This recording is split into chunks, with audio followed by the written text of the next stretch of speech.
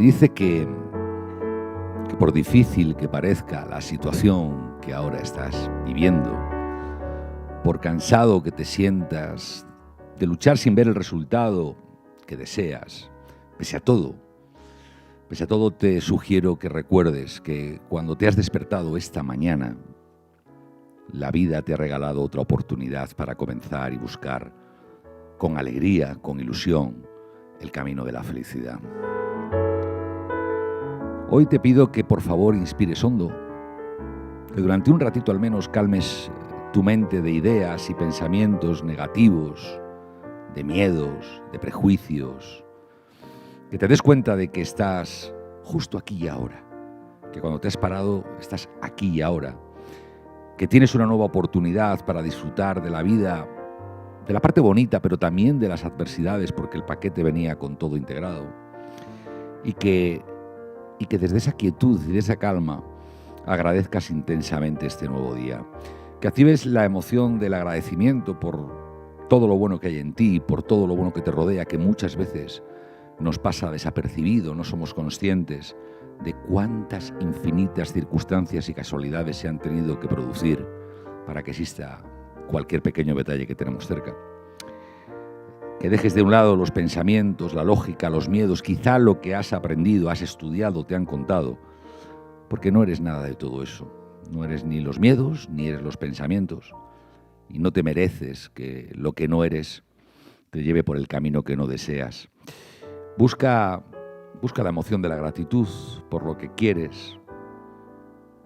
Aunque cueste, activa la alegría y la felicidad.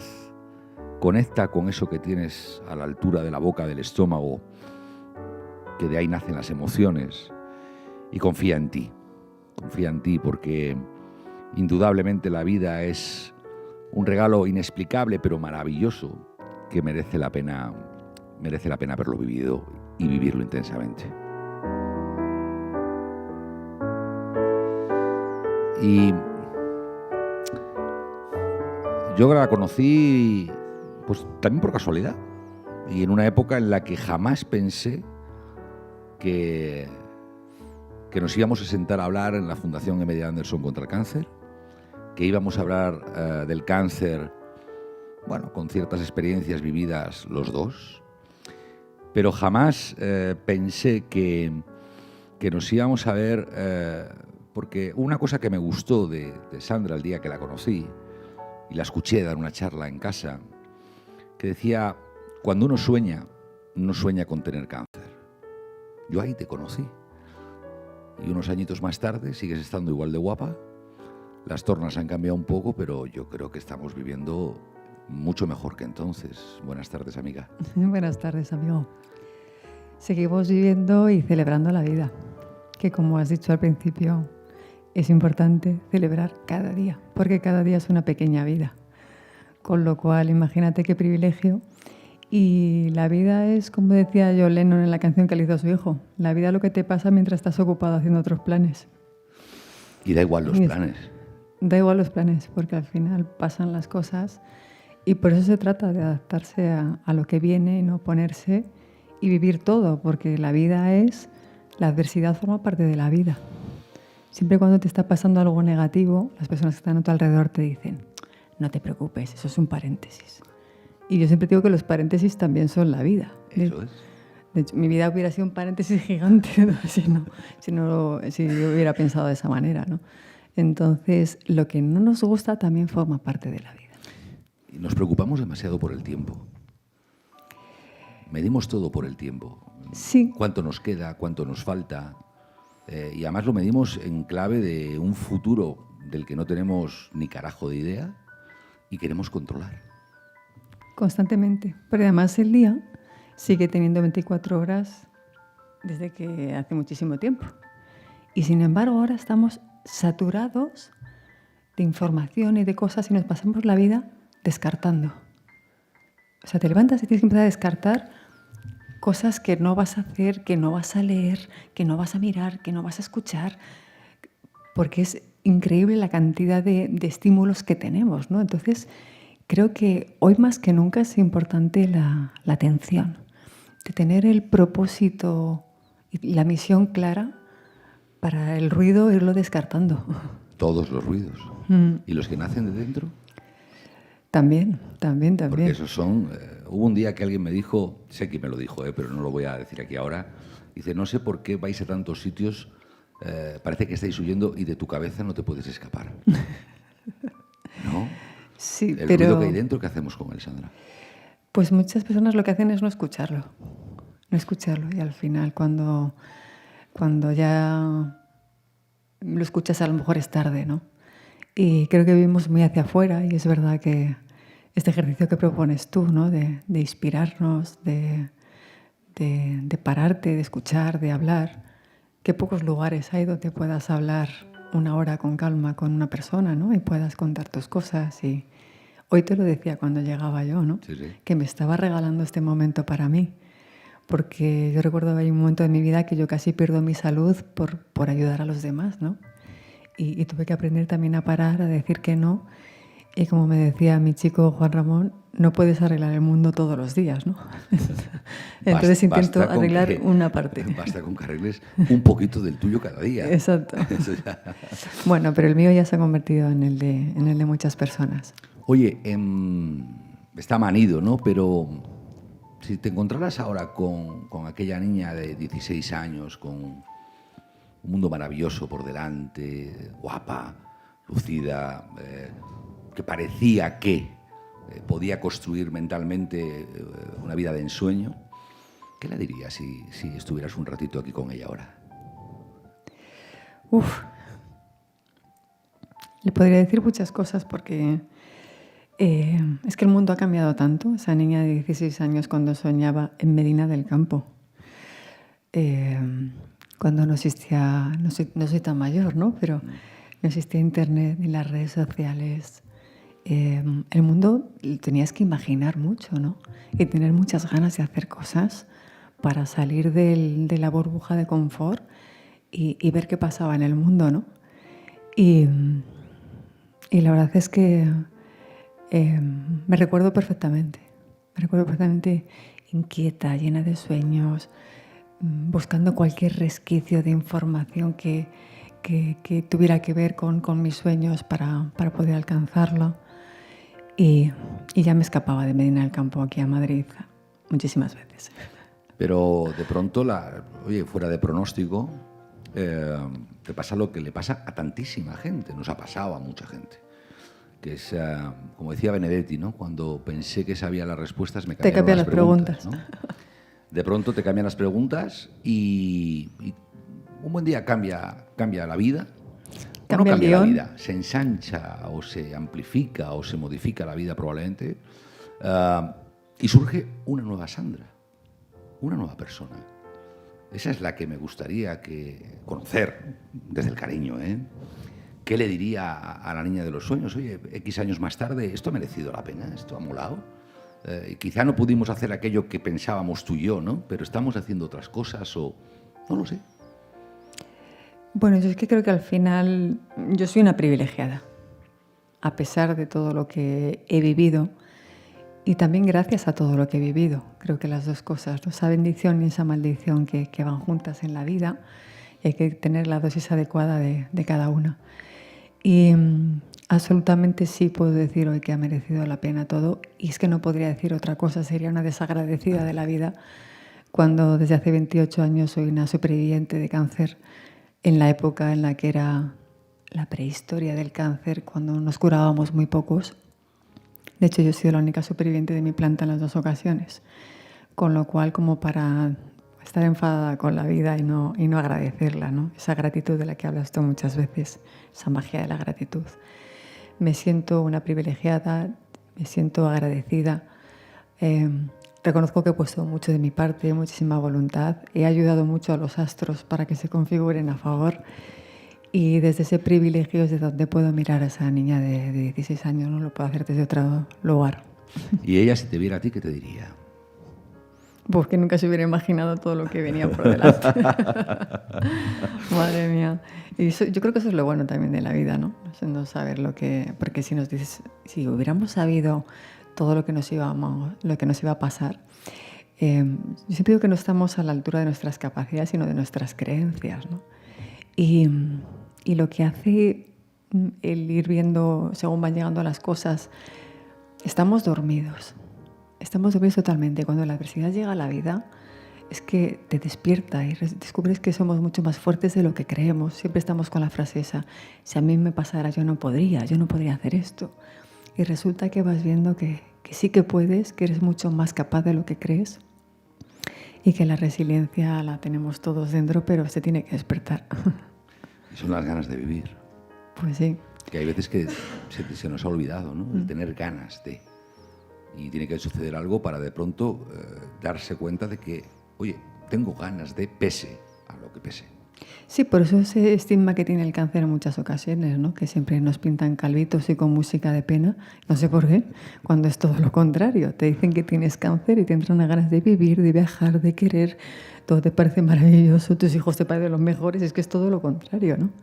Y de hecho, yo siempre que estoy con pacientes y pacientes de cáncer, lo que hacemos es abrazarnos, reírnos, disfrutar. Bueno, pues ese golpetazo, esa bofetada que te da la vida, cuando la empleas a favor, pues es maravillosa. Así que se acabaron ya las campañas de calvitos y con música de pena. Claro, pero igual estamos gestionando mal el palabro en cuestión, ¿no? Yo creo que... Bueno, para empezar se tiene que decir, ¿no? Porque creo que el otro día... Sin duda. Tina Turner falleció de cáncer, ¿no? Sí. Pero yo no lo escuché en ningún sitio que dijeran la palabra cáncer. No, me queda algo, hay que morirse, ¿no? Y a lo mejor morirse tampoco es tan malo, no pasa Pero nada. porque todas las enfermedades tienen nombre. Sí. Cuando fallecemos de una larga y terrible enfermedad es cáncer. Sí, cuando no lo saben dicen que es de parada cardiorrespiratoria. O parada cerebral, eso ya, pues claro, de algo hay que morirse. No. Sí, pero me refiero al estigma de la palabra. Eso es, pero que no se emplea, o se emplea siempre de una manera negativa. Y no se le llama por su nombre a la enfermedad. Y hay que decir la palabra. Creo que la mejor forma de asumir las cosas es llamarlas por su nombre. Y a partir de ahí empezamos todo lo demás. Y después de eso, un ejercicio de normalizar las cosas. Porque tampoco lo normalizamos. Las creencias nos juegan malas pasadas con muchas palabras. Generamos culturalmente muchos tabús. Y efectivamente tú lo has vivido, pero da la sensación como que hasta puede ser contagioso, ¿no? Y se genera un escenario un poco surrealista. Bueno, en mi época era... Sí, que era casi ni te tocaban por si era contagioso el cáncer, ¿no? Y te señalaban, y fíjate, esa tiene cáncer. Y esa parte fue dura también, ¿no? Porque no le ponías cara al cáncer. Las personas, bueno, que a lo mejor eran más conocidas, se iban fuera a curarse, a Seattle, a Houston. Y bueno, pues yo me quedé en España y dije que era de harina del campo y que tenía leucemia linfoblástica aguda. Oye, yo creo que hay algo que me encanta. Vamos a intentar surfear muchas cosas sin guión, pero hay algo que me encanta, que es hablar de la vida. Da la sensación de que utilizamos una estrategia evitativa, desde no utilizar la palabra cáncer hasta vete a saber después cada uno lo que hace con su historia, pero muy pocas veces se habla de la vida. Y fíjate que lo que te voy a decir a lo mejor es una grosería o una estupidez, no lo sé, pero quizá es porque en la educación no nos enseñaron a valorar la vida y a normalizar la muerte. Así es, vivimos de espaldas a ella, de hecho, pensamos que somos inmortales. Correcto. Y entonces que las cosas les pasan a los demás. Sí. Les pasa a la gente, a todo no nos va a pasar nada. Y se genera un paralelismo, ¿no? Que es que como vivo de espaldas a la muerte, el seudónimo que tiene la muerte muchas veces se está llamando cáncer y por tanto cuando te dicen que tienes cáncer parece que te estás muriendo ya y entonces nos entra a todos un miedo terrible a morirnos, porque tampoco sabemos normalizar esa otra palabra y se nos olvida todo, entramos en un ciclo, luego igual hablamos de ello un rato, pero qué bonito sería que nos enseñaran desde pequeños a vivir y que cuando te vienen mal dadas las puedas integrar en lo importante que es vivir. Absolutamente. Es una palabra muy grande y es verdad, yo entiendo que hace muchísimos años tuvieras estigma porque además era una realidad, ¿no? Pero ahora es verdad que cada vez somos más las personas que nos curamos. De hecho, sabes que mi proyecto vital es esta escuela de supervivientes de cáncer, ¿no? Se calcula que somos 2 millones en España, unos 12 millones en Europa y unos 32 millones en el mundo. Esa es una muy buena noticia de esperanza. Y creo que además sin esperanza no se puede vivir. Si hay una oportunidad entre 1.000.000, pues esa es la tuya. Claro. Y mi pronóstico era terrible. Tenía un 98% de blastos en sangre, con lo cual tenía muy dañada la médula. Pero bueno, pues decides que tienes que pelear. Si no, para eso están las estadísticas, para romperlas, ¿no? Y para cambiar las cosas y vivir con esa esperanza de la que estamos hablando, ¿no? Y de hablar de vida. Y como dice nuestro lema, estar llenos de vida. Eso es. Es que de eso me interesa más, que vayamos por ese camino. Porque... Perdona un momentito, Juanjo. Y además, si las cosas no salen bien, habremos vivido. Esa es la clave. Es decir, porque no sabemos cómo van a ser las cosas. Esa es la clave. Ni las personas que nos diagnostican cáncer, ni nadie. Esa es la clave. O sea, gestionar la incertidumbre es de los grandes efectos secundarios del cáncer y de la vida. Y en esa incertidumbre, por si acaso vamos a vivir, ¿no? Vamos a intentar hacer las cosas lo mejor posible, abrazarnos, a ensanchar la vida, como dice nuestro amigo Jorge Font. No sé, es que le hemos robado una frase a Jorge Font. Sí, es verdad. Que es un deportista que tuvo una lesión y se quedó en silla de ruedas. Y él decía que la vida no se puede alargar, pero se puede ensanchar. Uh-huh. Y se ensancha con momentos como este. Oye, ¿cómo podemos inspirar, quizá primero a nosotros mismos, pero desde ahí a los demás, para vivir, para estar en condiciones de valorar en su justa medida el regalo que es la vida, en lugar de estar preocupándonos a ver si un día me muero o no me muero? ¿Qué receta darías a la gente? Bueno, yo no me siento muy capaz de dar recetas ni decir a nadie lo que tiene que hacer, pero yo sí de compartir lo que a mí me ha servido, ¿no? Y es lo que he intentado hacer a lo largo de mi vida y en esas cuentas de la felicidad, ¿no? En ese libro del que se hablaba también, pues decir, mira, pues en el viaje de mi vida, en la maleta yo he metido todas estas cosas y me han venido muy bien. Y si tú las quieres, te las regalo, aquí están, ¿no? Y creo que la vida va de eso, va de inspirar. Siempre y si lo llevamos al territorio del cáncer, ¿no? Que es en el que estamos, cuando a una persona le diagnostican cáncer, lo primero que hace es buscar a otra persona como él, que le hayan diagnosticado la misma enfermedad. Si están en el mismo hospital y tienen el mismo equipo médico, ya es la bomba, ¿no? Y entonces buscas la inspiración, buscas a otros como tú, porque nos sentimos únicos. Pensamos que las cosas solo nos pasan a nosotros y luego descubres que les pasa a muchas personas y que tienes ejemplos a seguir. Dices, si él ha podido, yo también puedo, ¿no? Por eso es tan importante inspirar en la vida.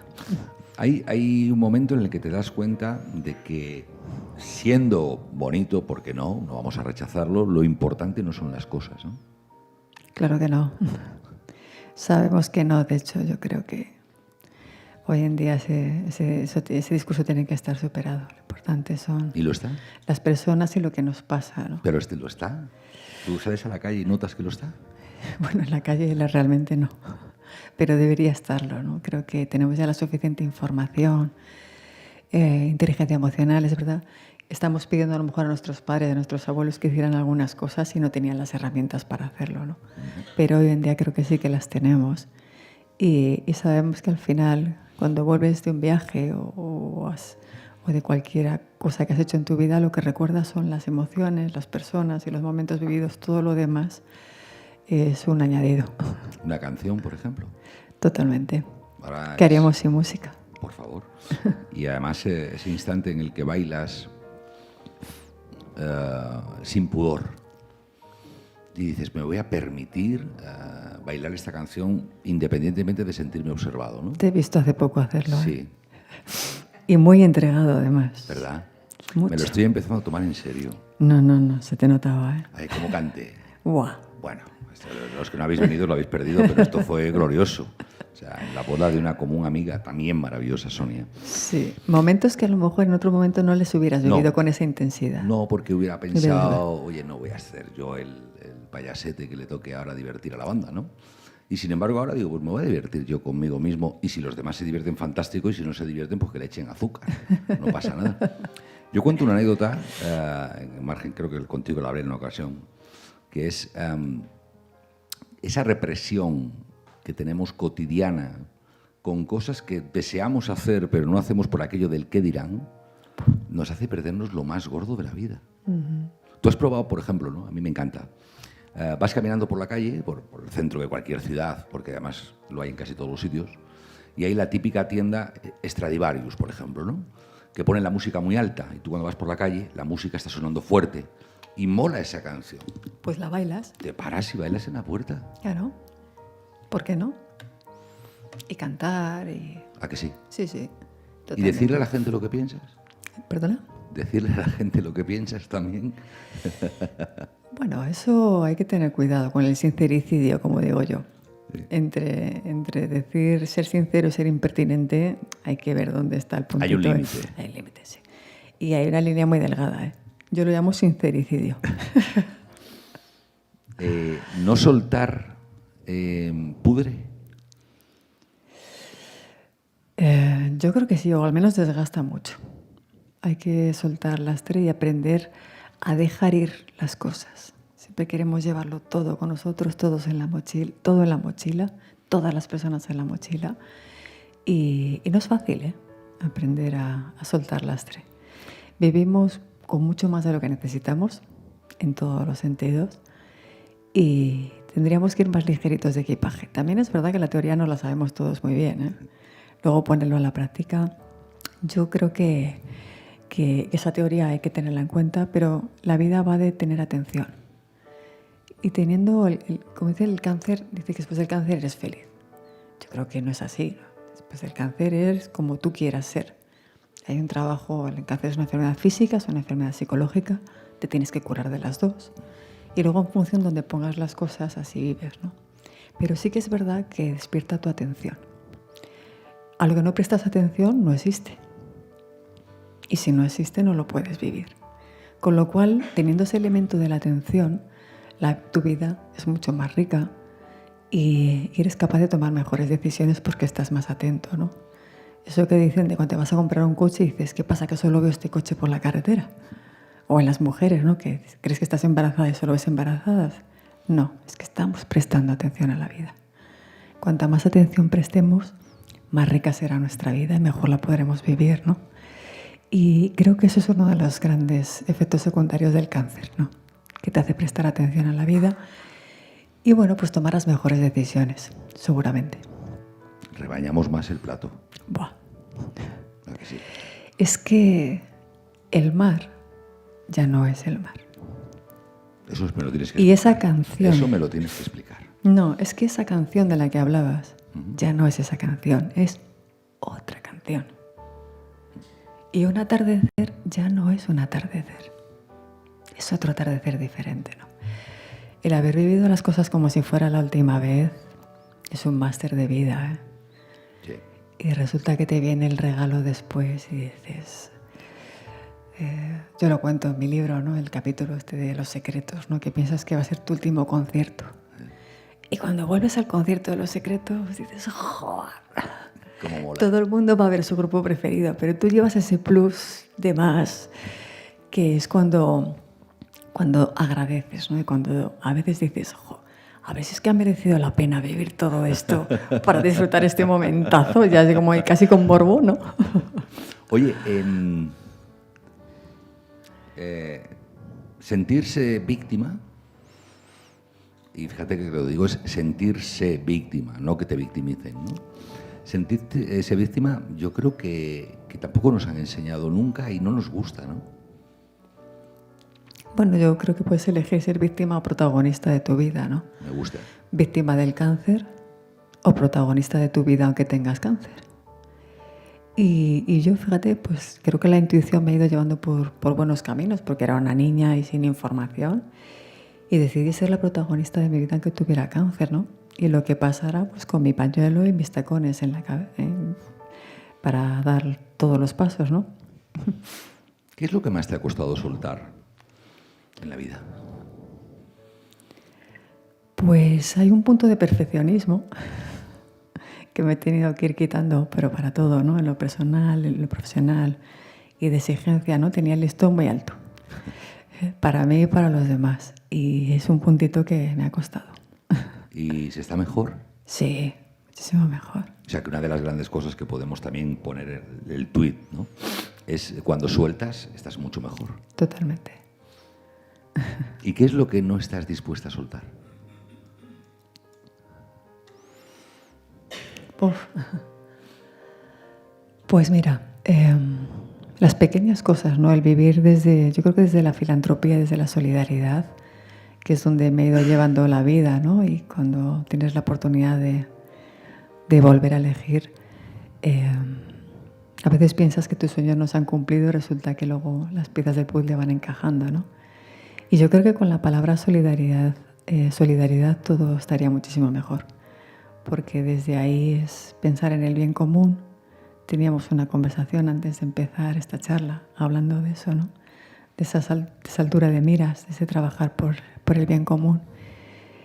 Y cuando se une tu misión y tu propósito vital y lo encuentras y además estás impactando en la vida de los demás, eso sí que no lo cambiaría por nada. ¿Cómo se busca el propósito de vida? Bueno, se busca y es prestando atención, yo creo. Volvemos a la atención otra vez, ¿no? En la vida uno tiene unos sueños y la vida te está diciendo, va a ser por aquí, ¿no? Yo tuve mi primer cáncer y me recuperé, me volví a matricular en la Facultad de Ciencias de la Información y volví otra vez a las agencias. Hola, ¿qué tal? De Medina del Campo, ¿os acordáis? Y me impliqué con todo tipo de organizaciones que existían para visibilizar, sensibilizar el cáncer, impulsar la investigación, estaba todo por hacer. Cuando me diagnostican el segundo y tengo el privilegio de volverme a curar, dices, a veces que el camino va a ser por aquí.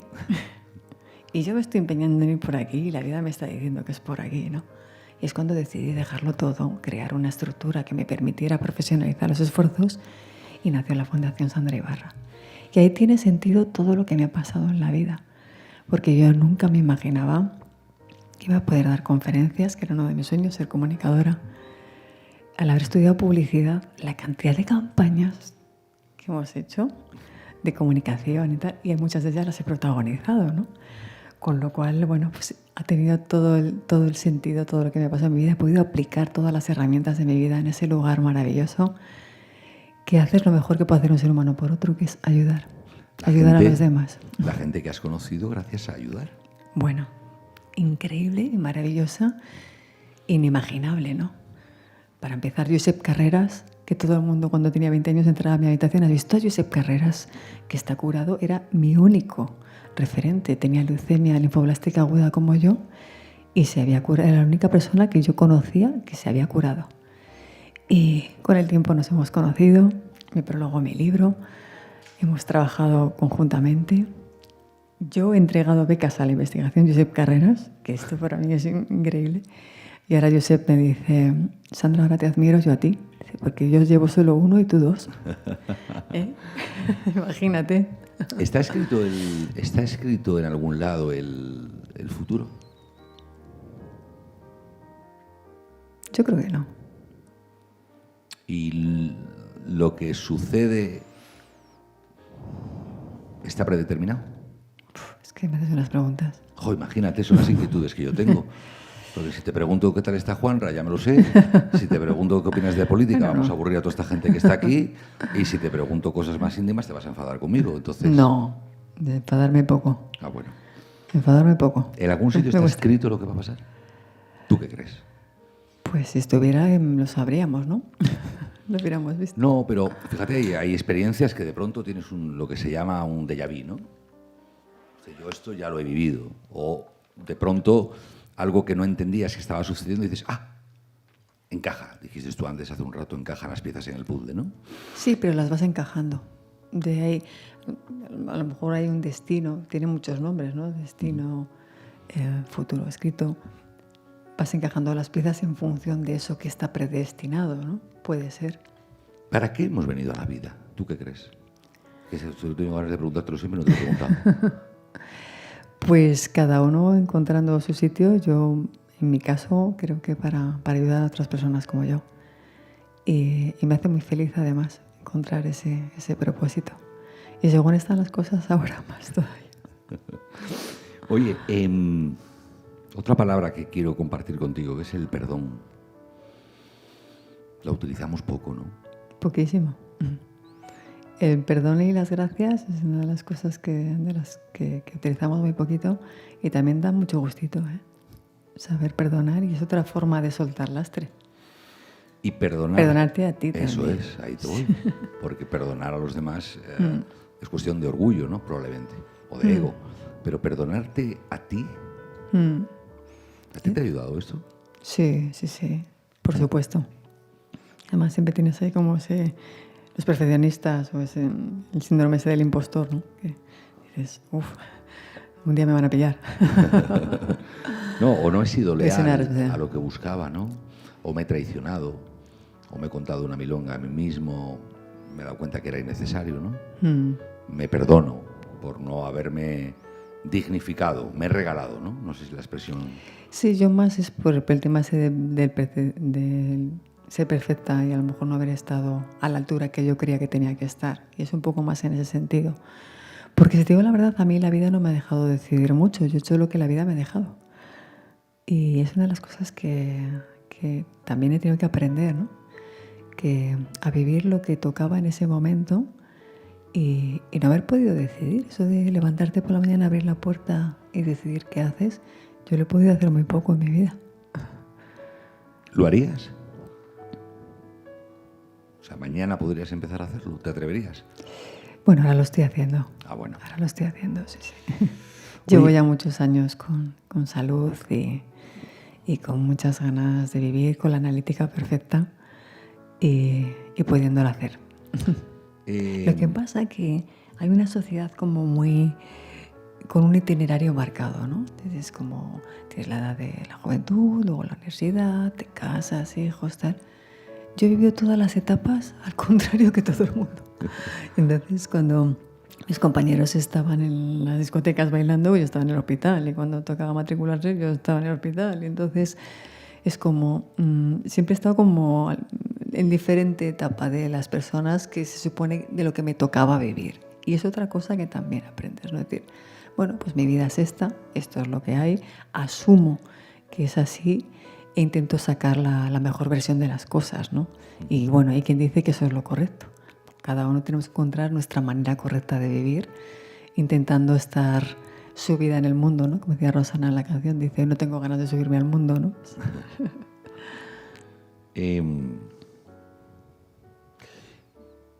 Un día leía que decías que uno descubre quién realmente es en la adversidad.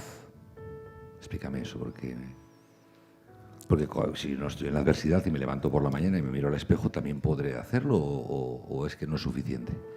Yo creo que no es suficiente. Lo decíamos antes, ¿no? Que estamos dormidos. La adversidad es esa bofetada de realidad que te hace despertar y descubrir quién eres y todo lo que eres y lo que eres capaz de hacer. No es lo que haces, sino lo que somos capaces de hacer. Y es increíble el ser humano. Qué cosas tan maravillosas puede hacer. Somos capaces de lo peor y de lo mejor. Y estar siempre rodeada de pacientes y de personas. Nosotros hacemos un festival de vida. Celebramos todos los años 3 días. Invitamos a pacientes y supervivientes a celebrar la vida. Y ves cada ejemplo de coraje, de dignidad, de capacidad. Y ves a Marifé y su hermana, una con cáncer, otra con recaída. Y las dos saltando y bailando y dices... ¿a qué aspiramos los demás? Dices, 2 hermanas y la madre mirando a sus 2 hijas y con ganas de vivir y de luchar y de salir adelante y de celebrar la vida. Y dices, pues sí, eso no lo descubres si no tienes una adversidad, ¿no? Y eso es lo que te decía antes, ¿no? De esas ganas de hacer cosas y las puedes hacer pero sin ganas, ¿no? Por dinero. Y vivir, como dice mi amigo Javier Fernández Aguado, es que no es lo mismo vivir que durar. Entonces, puedes durar, pero vivir es otra cosa, ¿no? Y ese puntito más, como la carne, ese puntito más que le pones cuando casi pierdes todo, cuando ves las cosas, bueno, que un día puedes no estar, pues. Me gusta la idea de que cuando casi pierdes todo. es una experiencia. Yo creo, ¿no?, que las experiencias traducidas en emociones son difíciles de explicar a quien no las ha experimentado. Pero sí que hay un denominador común, que es cada uno de nosotros podemos desconocer cualquier emoción que no la hemos experimentado nunca, pero una vez que la experimentas, una vez que la línea la llevas hasta ahí, vitalmente hablando, te cambia la vida. Y es a lo mejor un pequeño detalle, pero te hizo experimentar algo. Yo creo que en esta sociedad, por ejemplo, está pasando mucho con la visualización de las enfermedades mentales, ¿no? Que es la palabra depresión, por ejemplo, pues no está probablemente en un contexto como muy bien entendida, muy bien explicada. Hay una especie de nebulosa, ¿no? Que quien no ha pasado la depresión no sabe lo que es. Y por eso dicen, estoy depre. Eso es, no. Cuando alguien dice estoy depre, digo, a ver, piensa otra vez lo que acabas de decir. Claro. Porque eso no es estar depre. Pero sin embargo, cuando has tenido la experiencia y has corrido hasta ahí el listón, se ve todo diferente. Claro. Por eso volvemos otra vez a la inspiración. Siempre tenemos que esperar a que nos sucedan a nosotros las cosas para entenderlas y no somos capaces de ponernos en los zapatos de los demás, ¿no? Entonces, pues vamos a intentar que no te pasen a ti las cosas, todo lo que puedas evitar, pues muchísimo mejor. Y ser capaces de generar esa empatía, ¿no?, en los demás y buscar esa inspiración. Claro, pero fíjate que ahí decíamos, ¿no?, lo hilaba con la idea que decías, me gustó, que es cuando me di cuenta, cuando experimenté que podía perder casi todo, ¿no?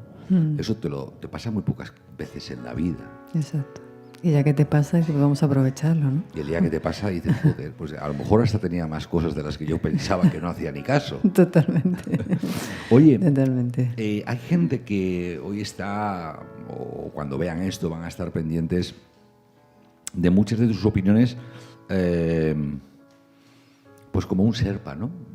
Como aquellas que nacen desde la experiencia precisamente vivida, no de haber leído un libro o de haber estudiado una carrera, o todo eso hablamos luego, pero que es, ¿qué recomendaciones, no como totalitarias o absolutas, pero sí, una vez que has vivido la experiencia, podemos dar a dos perfiles de personas, ¿no? Una persona que le diagnostican un cáncer y a la persona que está cerca de quien le diagnostican un cáncer, ¿no?, que yo creo que son los grandes damnificados y los grandes olvidados en el 99% de las ocasiones, ¿no? Totalmente. Entonces, empecemos por el principio, a ver qué te parece, así como muy rápido, tú decías, ¿no? No sueño con tener cáncer, pero un día de pronto, en una secuencia que además suele ser como muy rápida, hay un señor vestido de blanco que no conoces absolutamente de nada y que de repente te da una noticia que el efecto de la gravedad se multiplica por 10 toneladas en ti. A esa persona, si estuviéramos fuera de esa sala y al salir, ¿qué le sugerirías? Bueno, en ese momento, si es capaz de asimilar, porque hay un primer impacto de una fase de negación que dices, esto no me puede estar pasando a mí y es imposible, y es verdad que le pasa a muchísimas personas, y a las pocas horas es cuando se te viene el mundo encima, ¿no? Y yo siempre digo que lo primero es estar muy bien diagnosticados, que es fundamental. Estar acompañado por las personas que te quieren, también, porque hay un momento que dejas de escuchar y eres incapaz, estás tan bloqueado que eres incapaz de tomar decisiones, ¿no? Entonces, eso es muy importante también, esa parte. Y luego yo siempre les digo lo mismo. El otro día me lo decía una paciente y dice, Sandra, cuando me decías que somos más fuertes de lo que creemos, es verdad, porque yo pensé que no iba a poder. Cuando me decías que iba a vivir momentos maravillosos durante la enfermedad, me parecía imposible, y es totalmente así. A mí me sigue pasando, me preguntan por momentos bonitos de mi vida, casi todos son durante la enfermedad, porque los vives con ese plus especial, ¿no? Y también les digo que se preparen para una maratón. Esto es un camino largo. Al principio va a haber muchas personas alrededor, pero luego se van a ir cansando. Y van desapareciendo, ¿no? Digo, pero no te preocupes, que cuando desaparecen todas esas personas, estamos las organizaciones y las ONGs para acompañaros. Fase 2. Entramos en tratamiento, ¿no? Cada uno el suyo, no es cuestión de hacer un vademecum ahora de toda esta movida, pero sí que hay una especie como de hilo común, ¿no?, en todos los casos, que es justamente el que tú decías, esas ganas de vivir, ¿no? Esas ganas de... A mí me gustaba decir convertirte en el centro de tu experiencia, de tu vida, ¿no? Yo lo llamaba protagonista. Claro, pero y además para bien. Hay vida durante el cáncer. Claro. Siempre te dicen de vida después del cáncer, y yo desde hace muchos años empecé a decir que hay mucha vida durante el cáncer y que además tienes que vivirlo todo. Lo bueno, lo malo y lo regular. Y se vive mucho mejor, no esperando a que ese paréntesis pase. Los seres humanos siempre estamos esperando a que llegue el fin de semana, a que llegue el verano, siempre estamos esperando algo, ¿no? Dices, no hay que esperar. Y durante el cáncer hay mucha vida. Y lo que te duela fuera de casa. Siempre era el lema, lo que me duela fuera de casa. Porque si estás con amigos bailando, te duele menos. Sí. En el sofá de casa, arrugado, tal, no sé qué, contigo mismo, tal, duele todo mucho más. Te mereces cosas mejores que eso, ¿verdad? Totalmente. Tercera fase. Descubres de lleno la incertidumbre. Te dicen, oye, esto parece que va bien, parece que está empezando, y entonces aparece, hola, bienvenido, el mundo de las revisiones, que es algo que quien esto no lo ha padecido pues no sabe muy bien de lo que va, pero lo puedes padecer, lo se puedes bajan vivir. Normalmente entre 3 y 4 kilos cada vez que tienes una de estas, hasta que te dan el resultado, ¿no? Sí. La incertidumbre pasa a ser otra cosa diferente en la vida, ¿no? Sí, y ahí es cuando es bueno estar con otros pacientes y otras personas, ¿no? Que al final se convierten en tus mejores amigos, aliados, y compartir los días antes de la analítica, algunos meses y otros ya 6 meses antes, digo, ahí no, ahí sí que ya me niego a asumirlo, no. Unos días antes, una semana antes, vale. Pero no puedes estar 4 o 6 meses antes teniendo miedo a la analítica, porque no se puede vivir con miedo constantemente, ¿no? Entonces, anticiparnos a los miedos también, ¿no? Hay una frase, no recuerdo quién la decía, que dice, las peores cosas de mi vida nunca llegaron a suceder. Claro.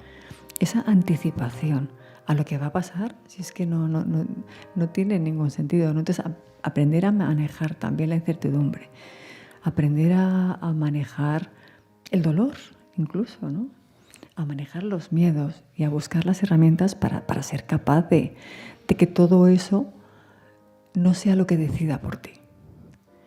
Y necesitas, pues eso, tener la inspiración de otras personas que han pasado por ahí, que mira que los psicólogos son fundamentales, y yo siempre he trabajado para que formen parte de los equipos multidisciplinares, ¿no? Pero quien mejor te va a entender es otro paciente que ha pasado por ahí o que está pasando contigo, ¿no? Y ver que todo eso se puede gestionar. Y que podemos tener herramientas para ser capaces de contarnos mejor las cosas. Porque según nos las contemos, así actuaremos. Y si nos las estamos contando con miedo, con negatividad, con incertidumbre, vamos a tomar peores decisiones, ¿no? Entrenar el humor, como dice nuestro amigo Dani de la Cámara, ¿no? Es verdad. Él dice, hay un taller que hace él de entrenar el humor, que dice, por ejemplo, una mujer que hizo el taller con él, ¿no? Y le iban a hacer a quitarle una de las mamas, y iba a operarse. Y dice, pues tú cuéntalo, por ejemplo, con otro acento. Dice, pues ya tú sabes, mi amor, que me van a quitar la teta. Entonces te lo cuentas con otro acento. Y bueno, pues le pasó que le iban a operar, y empezó a hacerlo y le empezó a dar la risa, entraron al quirófano y se empieza ja, el anestesista riéndose, la cirujana riéndose y tal. Y dice la doctora, dice, a mí no me había pasado en la vida que vaya a tener una operación y que estemos todos, que tengamos que parar la operación por la risa, ¿no? Y ser capaz de buscar en momentos son tan dramáticos que te acabas riendo, ¿no? De esa manera, ¿no? Yo creo que el cáncer también tiene eso, que te ríes tanto que acabas llorando, y que lloras tanto que te acabas riendo, ¿no? Hay un poco los dos extremos. Es lo mismo al final. Eres tú de verdad. Cuando te ríes y cuando lloras eres tú, ¿no? Lo demás es como una especie de expresión contenida. Sí. Dicen que al nacer cualquiera de los niños se están riendo del orden de las 600, 700 veces al día. Y el promedio de los adultos es entre 12 y 14. Fíjate qué mal vamos. Joder. Y hay que llorar también, eso de ser happy todo el tiempo y de que somos muy fuertes y resilientes y que somos héroes, tampoco. No.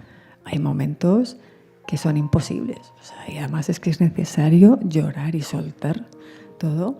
Y había momentos que decía, de las nubes para arriba con todo lo que haya enfadada, con todos en fila.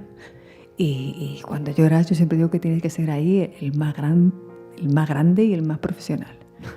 Tu canción buena esa de llorar, la peli, la manta de cuadros, todo el kit para llorar el mejor. Si estás 3 meses prisa, llorando... A ser posible sin prisa. Sí. Hay Sí, que, no, ya que que nos sueltas... metemos en gasto, vamos a hacerlo bien. Totalmente. Vale. Si estás 3 meses llorando, ya no. Eso, Bueno, ya empieza a ser, eso- eso sí que ya empieza a ser depresión. Eso ya es que te has dejado ir. Exacto, se te ha ido No de las estás manos. llorando, ya eres Se otra te ha ido de cosa. las manos. Pero Oye. es verdad que hace falta. A mí no me gusta ese discurso y de hecho yo además lo digo, siempre he sido una persona optimista, he dado mi mejor versión siempre que he podido, pero he tenido mis ratos como todos, de ratos Y no pasa durísimos. nada. Y es que hay que tenerlos. No pasa nada. Es que te lo puedes permitir y debes hacerlo. Si dejamos que cualquiera de nuestros hijos o niños de nuestro entorno tenga un berrinche, y cuando ves que está con el berrinche, el adulto normalmente, lo que hace es déjale que se le pase, ¿no? Hay frases más groseras, de menos Sí. vas a hacer pis, en fin, todas estas cosas, ¿no? Pero los mayores no nos entendemos en esa misma nomenclatura. Te ve alguien llorando un poco y ya es el abrazo del oso, a ver qué está pasando. Bueno, es que nacemos con todas estas cualidades y cuando nos va entrando el virus del adulto, nos vamos convirtiendo en estas cosas que dejamos de bailar por la calle cuando escuchamos una canción, empezamos a tener vergüenza, qué dirán y todo el rato nos estamos planteando todo, ¿no? En vez de hacerlo con esa naturalidad y ser capaz de reírte 600 veces al día, qué gustazo. A mí el humor es una de las cosas que más me ha ayudado en la vida. Yo me río Reírme de mucho mí hablando misma con- y... Cuando hablamos por teléfono me río mucho. Bueno, Nos hemos reímos tenido mucho. ratos Sí, porque de además conversaciones... somos como genial. Faimino y Cansado hablando por teléfono. Oye, y llega la cuarta etapa, ¿no? Que Y te dice, Belén, ¿con quién estás hablando? Me lo dice, sí. Y digo, con Sandra. Y me dice, bueno, entonces lo dejo. No, pero cuarta fase, que es una especie de clic, que es el regalo. Buah. Que es cuando de repente dices, joder, todo esto tiene un sentido y entiendo el regalo de la vida.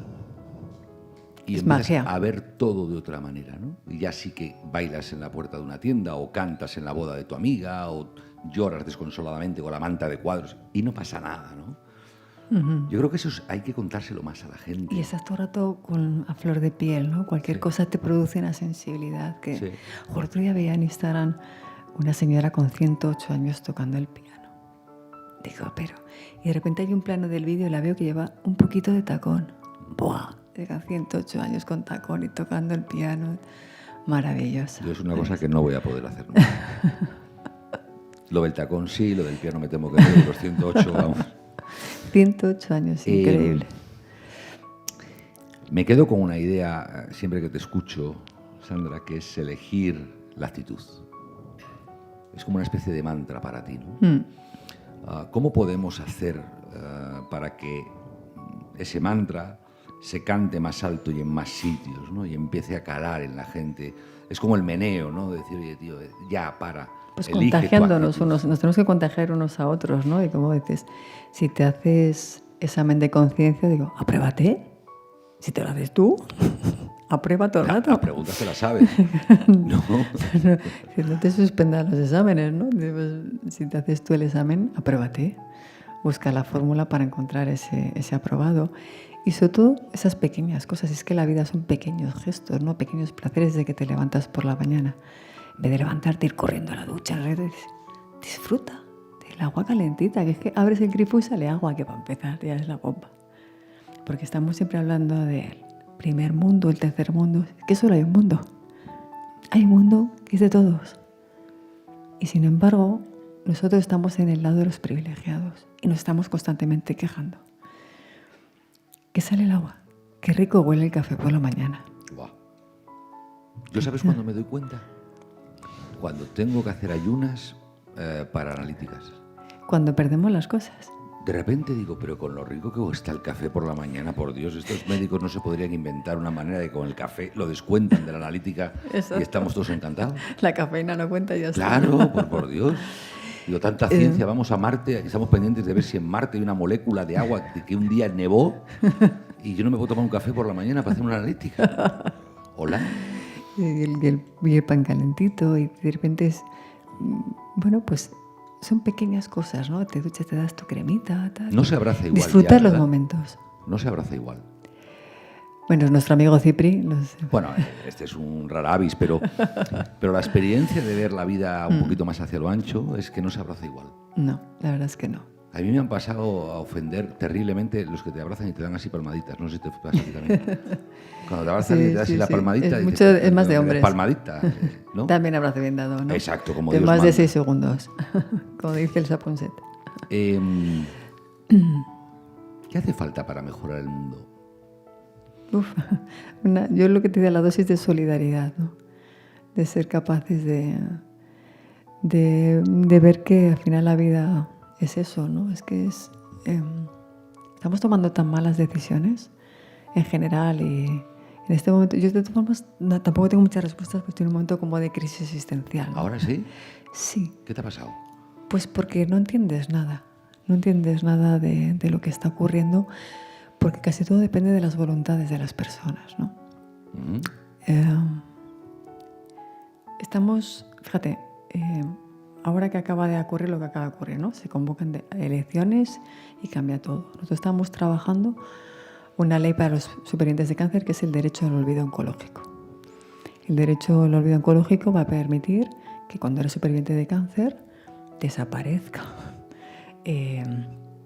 tu currículo de la enfermedad y puedas tener un seguro de salud, pedir una hipoteca, no tenerte que renovar el carnet de conducir cada año, es decir, que no haya ese estigma por haber tenido cáncer, cuando es todo lo contrario, eres una persona resiliente, que ha demostrado una serie de habilidades. Yo se lo digo a los empresarios. Entre contratar a una persona que es superviviente y no que no lo es, digo, contrata a superviviente. ¿De qué es eso de que ahora los jóvenes ocultando lo del currículum y tal? Si es meritocracia. Estás haciendo coaching a los empleados, digo, entonces ya vamos con el coaching hecho. Estás gastando dinero para nada. Bueno, total. Derecho al olvido oncológico. Estamos en el Congreso de los Diputados, están los portavoces de los diferentes partidos y se aprueba no por unanimidad, sino por consenso, porque Vox decide no aprobarlo. Pero es que el portavoz de Vox es un hematólogo que le tenía allí delante. Entonces, un hematólogo no vota a favor del derecho al olvido oncológico. Que alguien me lo explique. ¿Y eso te ha descentrado? Bueno, no que me haya descentrado, que hay muchos comportamientos de las personas que no lo entiendo, porque esto va de personas, no va de partidos políticos. Uh-huh. Y casi todo va de personas. Todo. Entonces, todas las decisiones que estamos tomando, esta crisis sanitaria que hemos vivido, o sea, esta única salud que existe, ¿no? Que es la salud humana, animal y del planeta. Estamos destrozando lo nuestro. Es decir, el mar, la gente se queja porque no pueden construir un edificio delante del mar. El bienestar animal, que tampoco lo estamos cuidando. Es decir, la manera en que nos comportamos los seres humanos con las cosas, ¿no? Como arrasamos donde estamos, arrasamos. Y no cuidamos las cosas, ¿no? Entonces estamos tomando muy malas decisiones. Estamos viendo una crisis global y seguimos tomando malas decisiones. Yo pensaba que después del COVID iban a cambiar las cosas, ¿no? Y seguimos actuando muy mal en muchos ámbitos, ¿no? Y sin embargo, ha habido un lazo muy bonito de solidaridad, de personas que emergían con ayudas, cómo se han organizado los barrios vecinales para ayudar y han cogido el centro cívico y social y lo han convertido en algo para ayudar a los que están en su entorno. Y yo decía, que venga para quedarse esto. Si esas personas siguen necesitando ayuda y siguen, ¿por qué no actuamos siempre así? Y si de verdad actuáramos siempre así, intentando que, bueno, pues cuando se pone el semáforo en rojo, no sigas pasando, pues te vas a quedar en medio, vas a bloquear y no van a poder pasar. Si los atascos se producen, porque no somos solidarios. O educados. Exacto, pero dice que son pequeñas cositas, pero son siempre por las voluntades de las personas intentando hacer bien las cosas. La gente está muy enfadada. Vas a cualquier sitio a hacer un papel y te contestan mal, te tiran el papel, miran para otro lado o no te miran. Estamos todo el rato enfadados. Pues tiene pinta de que sí, ¿eh? Sí, ¿no? No, sí. Y yo sí. digo, oye señora, si es que si yo le contara mi vida, lloraría por los rincones. Y no estoy enfadada, le estoy dando los buenos días. Y vengo a este papel porque me han mandado que venga aquí. Es que es usted la que me lo tiene que hacer. ¿Por qué me haces estas faenas si no te he hecho ningún favor? No. Pero yo creo que sí que ha habido un cambio, ¿eh? Yo creo que sí que ha habido un cambio. ¿En qué? Pues de entrada en darnos cuenta de la vulnerabilidad, ¿no? Después en darnos cuenta de cuestiones muy primarias como la libertad. Cuestión diferente es que sepamos administrarlo, ¿eh?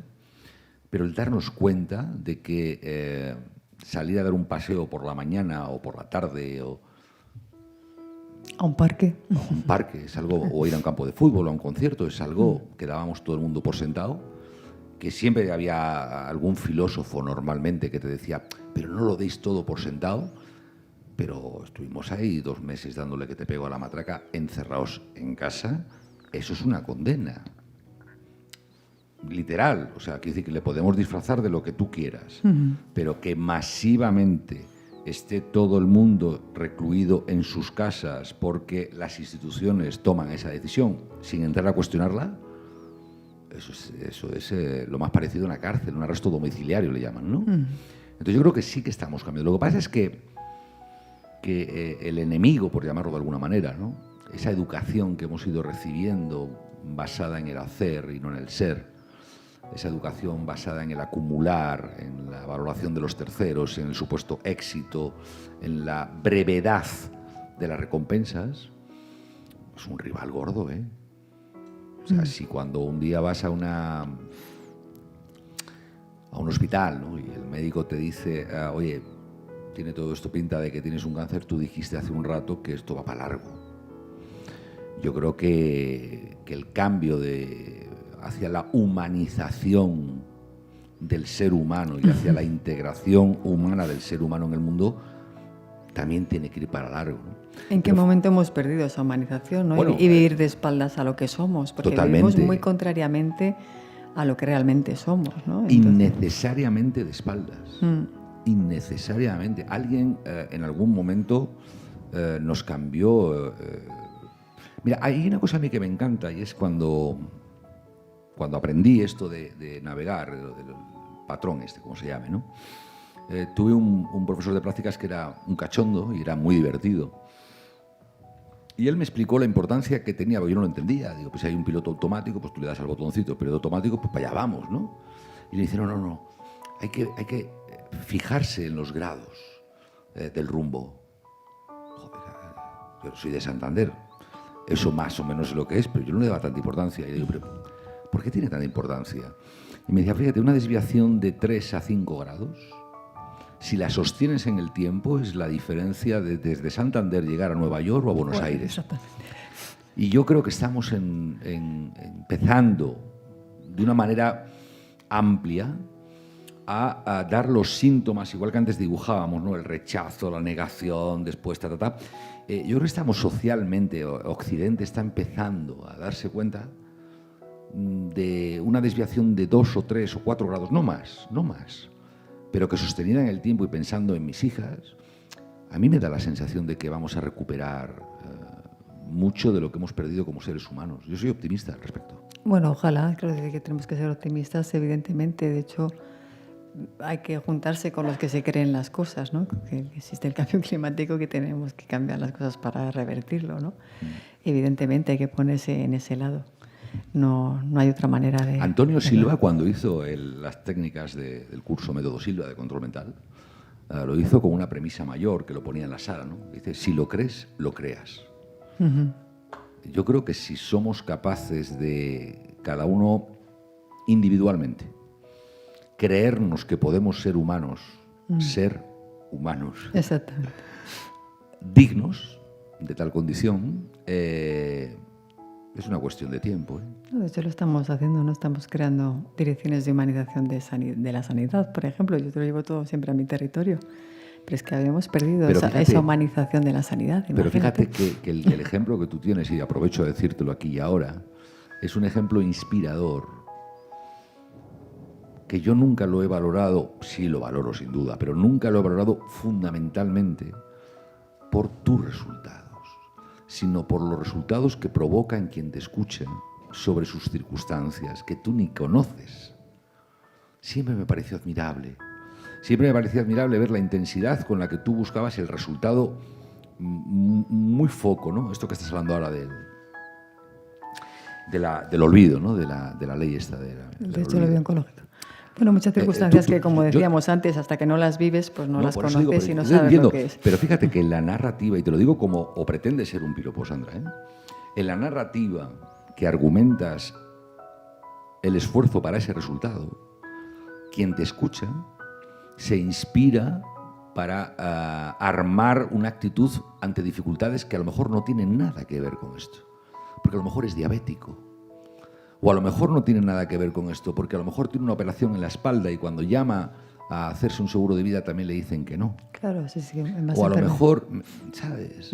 Y entonces hacen falta más voces ahí, hace falta más fuerza y hace falta más intensidad, porque vuelve a ser los 3 grados.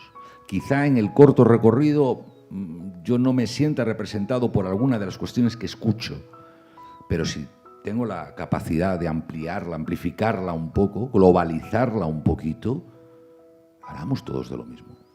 Sí, y necesitamos son pequeños gestos y tomar decisiones. Mira, el otro día celebrábamos nuestros premios de enfermería, ¿no? Y surgieron un día en una mesa, queríamos agradecer los pacientes, los cuidados que nos procuran las enfermeras que están desde que nacemos, ¿no? Hay una figura maravillosa, no sé si los oyentes o las personas que están aquí en la sala conocen a Florence Nightingale. Florence Nightingale es una enfermera que nació en 1820 y se plantó en la guerra de Crimea con 38 enfermeras en un viaje que se costeó ella. Una mujer de muy buena familia que hablaba idiomas y que su futuro, según su familia, pues tendría que ser quedarse en casita, casarse y demás. Entonces ella hacía estadísticas y descubrió que morían más soldados por las infecciones que por la propia guerra. Sentó las bases de la enfermería moderna y ella hacía sus rondas por la noche con una lámpara. Y un periodista del Times la apodó la dama de la lámpara, a Florence Nightingale. Creó el diagrama de la rosa, que es el que describía muy bien esa circunstancia, ¿no? Y cómo consiguió aumentar la supervivencia. Entonces las enfermeras cuando se gradúan hacen el juramento Florence Nightingale y los médicos hacen el juramento hipocrático. Y nosotros hemos creado los premios Dama o Caballero de la Lámpara para que los pacientes de las plantas de oncología puedan elegir a sus enfermeras en 3 categorías: la más llena de vida, la empática y la entrenadora. Y el otro día celebrábamos los premios, ¿no? Lo entregan siempre los pacientes de una autoridad. Y yo las dejaba a las enfermeras en el escenario y las leía los mensajes de las cosas que decían los pacientes sobre ella. Decía, Sonia, que era una de ellas, era luz cuando entraba a la habitación y todos los días me traía el bote con las pastillas con un mensaje en el bote. La vida es eso, esos pequeños gestos, el poder agradecer, el colocar los cuidados, porque no solo curar, es cuidar a las personas y acompañarlas en el proceso. Y ese acompañamiento, decía, es que no nos dan las gracias, es que nosotros no nos imaginábamos que además iba a venir de mis pacientes, con los que estoy todos los días, que sean ellos los que me hayan elegido, los que me den las gracias, los que estén aquí y llevan la distinción de Florence Nightingale, ¿no? Bueno, pues crear eso en un despacho es difícil, pero bueno, tener esa determinación de contribuir a humanizar la sanidad, a recordar que esa manera de entrar a una habitación, que cuando el de las 7 tiene sed, el de las 7 es Juanjo Fraile o es Andrea Ibarra o es quien sea. Es una persona que lo único que en ese momento, la única novedad que pasa en su habitación es que tú entras, porque no pasa nada más. Y que eres una persona vulnerable, que dependes de todo y que ese cuidado de cuando dices, mamá, hoy no me han hecho la analítica. Dices, sí, esa enfermera que entra, que casi no enciende la luz, que saca tu bracito y te hace la analítica, o la que entra, buenos días, se enciende todas las luces, este destapantero, y tú crees huesos y piel ahí hecho polvo, tal, y dices, no, es que eso también es humanización de la sanidad, ¿no? Entonces, recordar a las personas cuando lo hacen bien y que se conviertan en inspiradores para seguir cambiando las cosas y seguir cuidándonos, al final ese bienestar físico, emocional, se consigue con estas pequeñas cosas, ¿no? Esa confianza que tienes con tu médico, que de repente te manda un WhatsApp y dices, qué regalazo, ¿no? Absolutamente. Que te están regalando su tiempo, que están dejando de estar con sus familias por alargar la consulta, por atendernos a nosotros. Es que eso hay que agradecerlo también, ¿no? Yo tengo una noticia regular. Es que se nos ha escapado más de una hora. Fíjate que lo del tiempo, dicen que cuando pasa rápido es porque es bonito. Pues tiene que haber sido precioso para mí al menos, porque se me ha pasado una hora volando contigo. ¿Sabes lo que decía San Pedro? José Luis San Pedro, que el tiempo no es oro, es vida. Así que hemos tenido un gran ratito de vida. Oh, pensé que me ibas a hacer una broma con lo de San Pedro. Ya la había cogido yo por otro lado. No.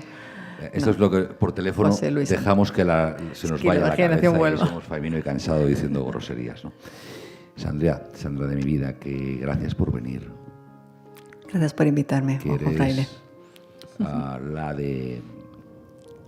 del Faro, sin necesidad de ser enfermera, porque yo creo que esto no va de cargos, sino de actitudes, ¿no? Que me alegro mucho de haberte conocido, que me alegro mucho de seguir conociéndote y que cuando des 2 palmadas nos ponemos a bailar independientemente de que haya... De quien haya y aunque estemos en la calle. Alrededor. Gracias, Cielo, de verdad. Gracias a ti también, porque me encantó conocerte bajo un título, una palabra que era renacimiento. Y a mí me vino muy bien ese renacimiento, te lo diré siempre. Sí.